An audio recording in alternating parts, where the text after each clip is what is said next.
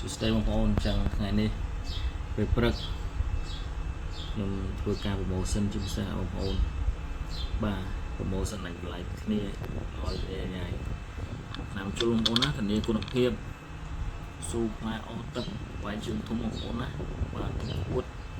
កាត់បន្ថយការឈឺចាប់នៅពេលដែលមាន់ត្រូវផ្លែបាទជំនួយក្របឈាមនៅពេលដែលមាន់ត្រូវឈាម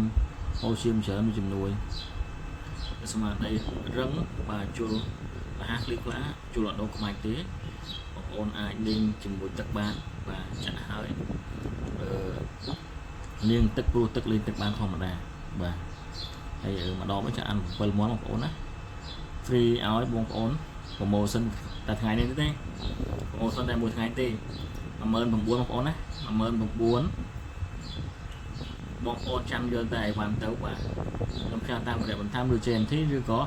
กับតលឲ្យបងប្អូនណាបាទអានេះឈ្មោះវា Super Win បងប្អូនណាបាទ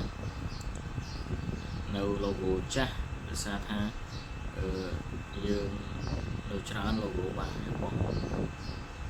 ពាន់ស្លឹកមកអញ្ចឹងអាទូចនេះ19000ទាំងសេវាបងប្អូនណា free សេវាផ្ញើថែមថ្មអស័យម្ដងមកទៀតអូខេណាថ្ងៃនេះទេទិញតន់ខ្ញុំមិនដឹងទេណាបងប្អូនណាបាទហើយចំនួនក៏អត់មានច្រើនដែរម៉ូសិនច្រើនខ្ញុំខានអានេះ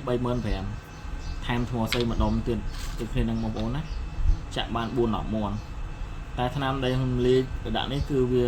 មិនមែន4-10វាអាចលើសទៅទៀតហ៎ពួកខ្ញុំគិតថាវាបូមទៅវាជាប់នឹងសារ៉ាងនឹងចូលលេខខ្លះអញ្ចឹងយើងសុំកាត់បូមដាក់ឲ្យភ្ញៀវលើសអត់ដូចថ្នាំ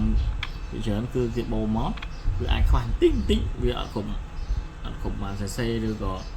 វាសេសេអញ្ចឹងវានៅជាប់សារ៉ាងទៅវាខ្វះបន្តិចណាតែនេះពេញបងប្អូនណាអញ្ចឹងបងប្អូនមានតម្រូវការតាមជុលបាទបងស្រីនេះគឺតម្លៃអែបអញ្ចឹងអាចកំណត់បានតាមលេខទូរស័ព្ទមាន2ខ្សែប្រព័ន្ធ Smart 069 517 232ប្រព័ន្ធ